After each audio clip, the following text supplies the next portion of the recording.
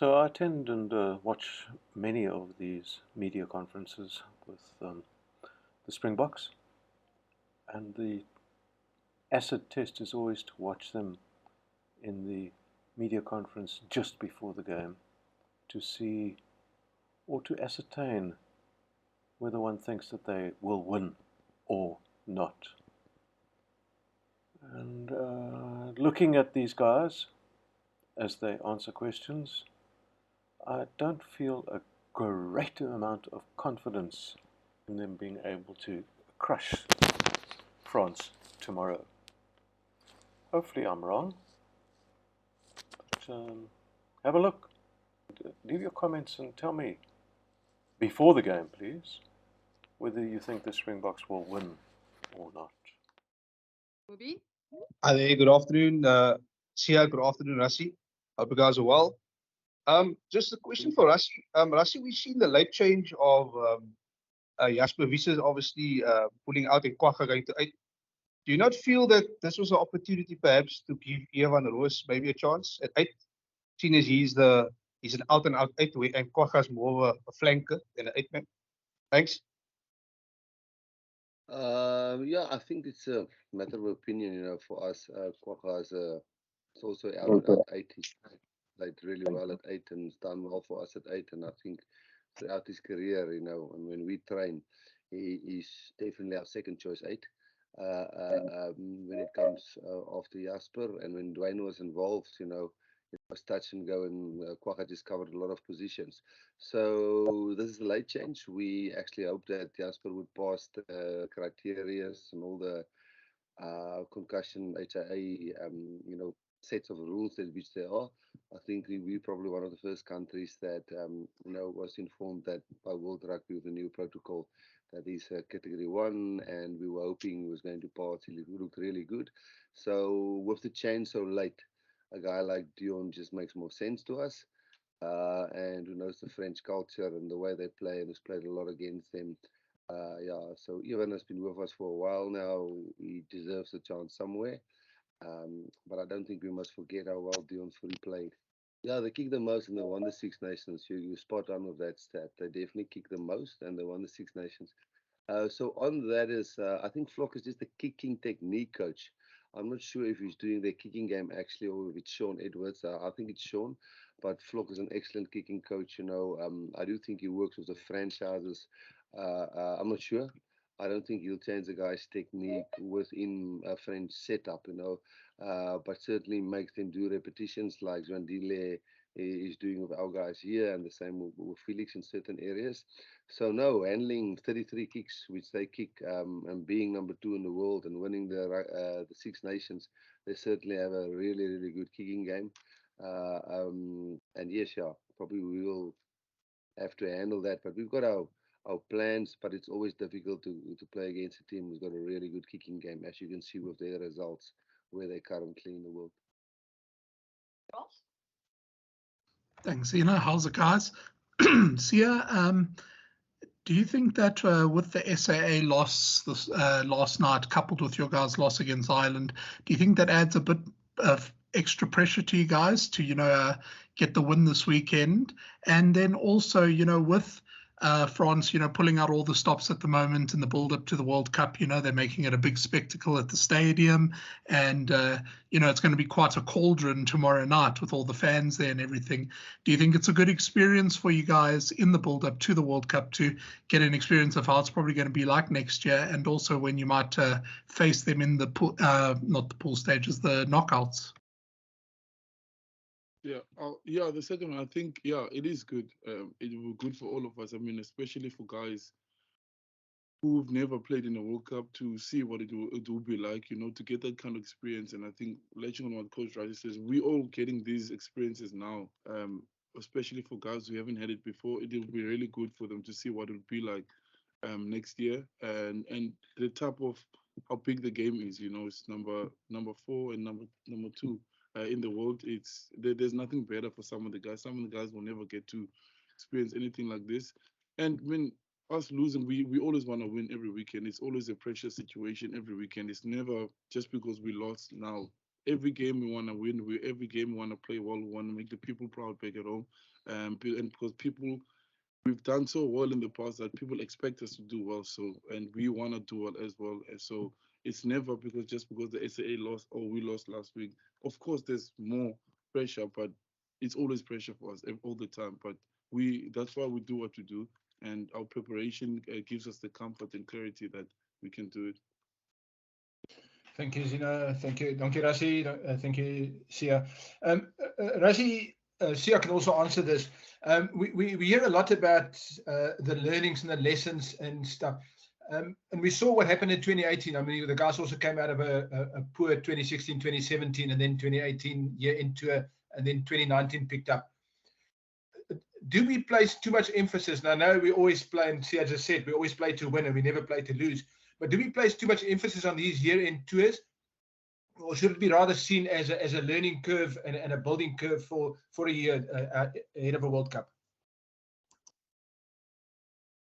Yeah, I think it's a good question. I think when you compare where teams are in their seasons, it's always sometimes a benefit for us to have incoming tours where we are match fit and ready and everything ready to go, and then rugby championships is at a different time. But the year-end tour, for example, we plan our detail and our guys get back into the team. It can be injury, it can be resting them for a certain period.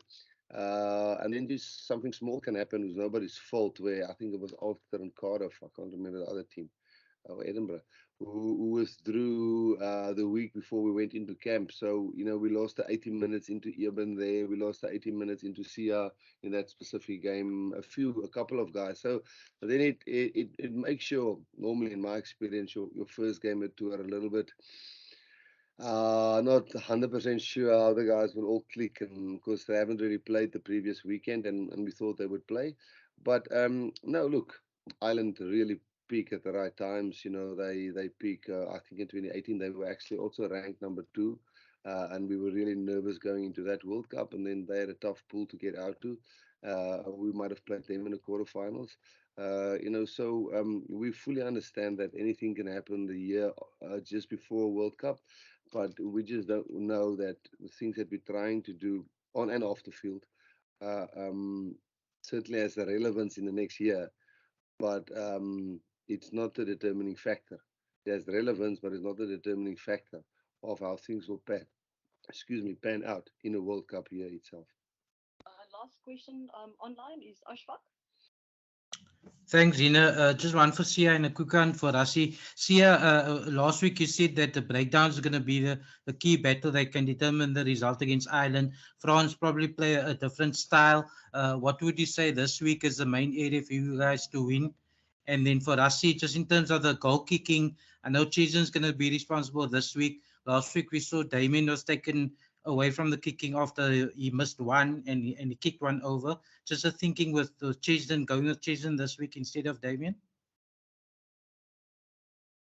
This weekend, probably think for sure physicality.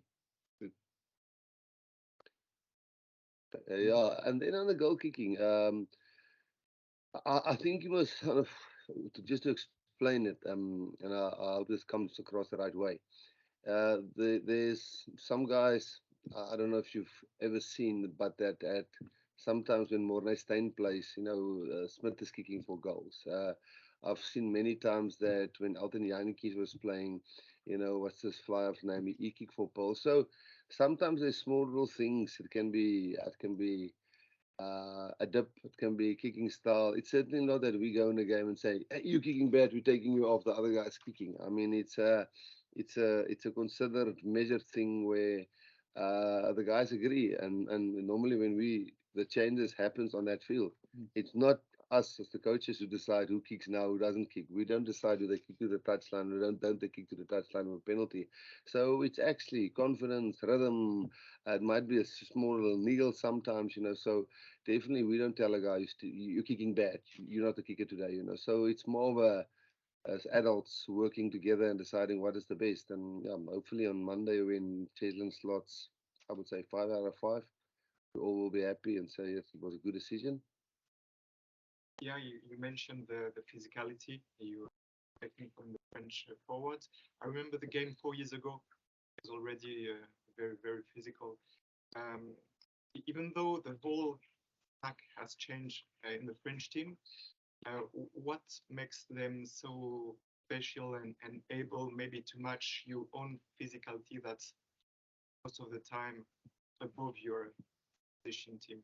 Um, I would, yeah, it's physically from both teams, not just from them, because we also want to bring physicality. Well, I mean, I think they know what they're good at, what they're good at as a team, and I think they do that very well. And Coach Rassie always tells us it's test matches between our plan and their plan, their systems and all of that, and they know they plan very well, and they don't go away from it, and they are able to impose on other teams very well. And that's what obviously we had to study as a team. So we're gonna try and meet them in that. But we a generally physical team as well. So it's gonna be a good test tomorrow. Obviously with our tactics and their tactics, but I think the mauling and the scrumming is direct. It's gonna be yeah, all about who wants it the most tomorrow, and obviously the technical things. Rassie, I know you want to win all your tests, but will it be a successful tour if the Boks can beat the Six Nations games? Yeah, the first thing is we know the supporters, and I don't want to say it at all that supporters and you as a media, we had the hashtag stronger together theme always. You know, we never go away from winning, so we always try to, when we do experiment and test teams with game plans or combinations in the team or kickers or I think in a way, if you look at our system currently, where we are when we next year get to a position where there's 3 fly-ups out, we would have been in this position and tested this in a very tense environment in the end of year tour away from home against team number 1 in the world, number 2 in the world, play Italy who's beaten Wales. So a lot of the things that looks bad now is just people don't want to hear that you learn from that, but you get answers from that. And I you know, some things you see works fantastically, and some things you just see as a total flop. And you don't want that come September next year in the World Cup. So, yeah, never go out to lose, always go out to win. But sometimes you see that works or that doesn't work, and sometimes that's really valuable come World Cup next year. Yeah, it's a special occasion for Wayne Barnes. Thinking of it. Yeah, he doesn't know. Yeah, no, he doesn't know. But yeah, obviously we have a present for him because, yeah, there's not a lot of guys that can say they've have that achievement. So yeah, there will be. Just to elaborate further on this, how many of our, I know that every tour comes with questions.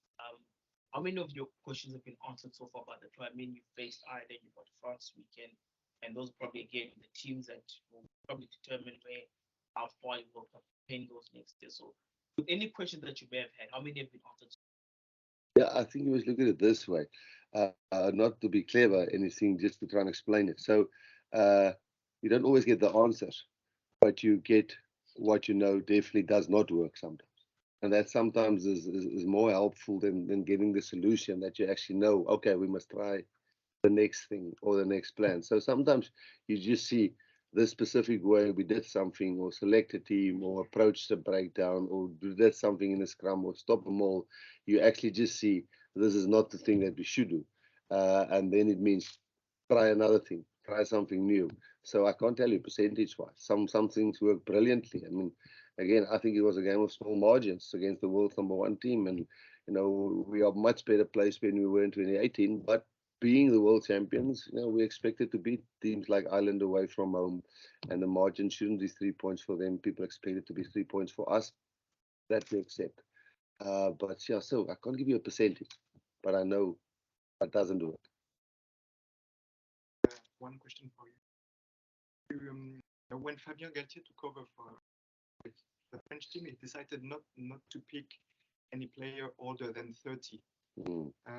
There was just one exception, I think, Bernard Leroux. As yourself, for a long time, you pick even new players way above 30, like Skokbreeds, Franstein, and now Deon. What's your own philosophy about this? And what about Deon? What was interesting about him for you? Deon. Yeah. Deon Fourie. Yeah. Yeah. Okay, so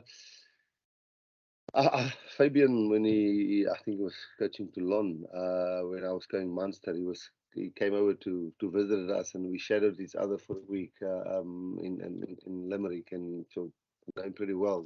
We sat in all our meetings, we discussed game plans and stuff. So I know he's a left field thinker. You know, he thinks of other plans, and that's a great example of him deciding not to pick guys over than 30.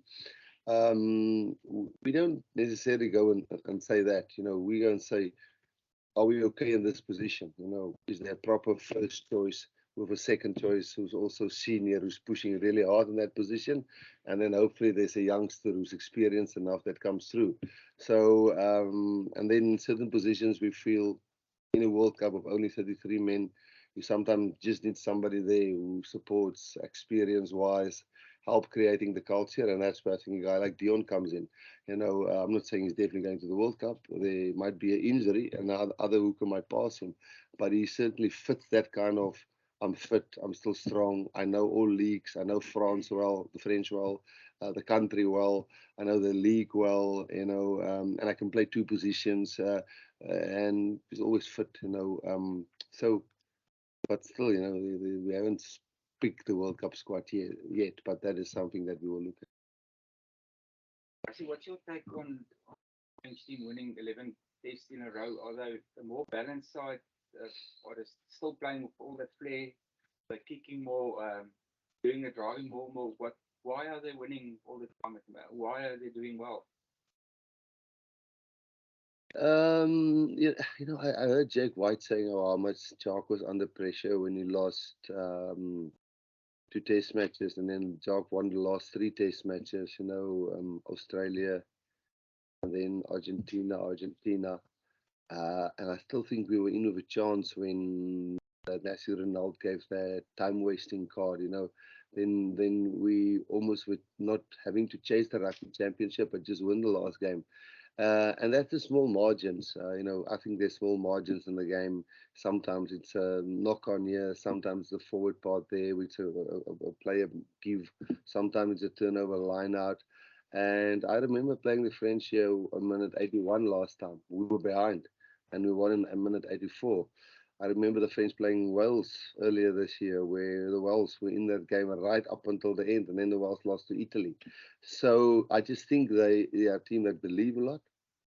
Obviously, they kick a lot. We all know they're the team that kicks the most in the world of Tier 1 nations. There's no doubt about that. I mean, everybody who analyzed the game can go and see they kick the most. But that's not where it stops. You know, it's they believe in what they're doing. They've got a great coach. Their players are young. They're not a team who goes through ups and downs emotionally. You can see they're steady when it goes well and when it goes bad. They're a well-balanced team with young guys who's leading their team. I think that makes them dangerous. Yeah. What do you think about the equipment in Toulon, like Saint-Mayor or? Oh, it's been amazing. Like being here, yeah, it's been great. We've really enjoyed it as a team.